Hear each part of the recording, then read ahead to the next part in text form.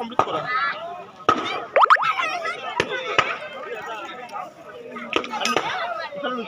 দেখি আহিছে এইফালে মানুহখিনি আহিছে যে MLA আহিছে MLA গুৰি ভিডিঅ' এৰিব নাই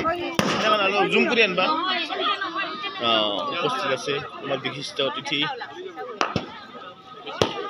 তাৰাপ্ৰসাদ দাস ডক্টৰ তাৰাপ্ৰসাদ দাস এনেকৈ যে গোটেই ৰাউণ্ডটো একবাৰে মানে এনেকৈ কাভাৰ কৰা ফিনিচিং কৰা তাৰমানে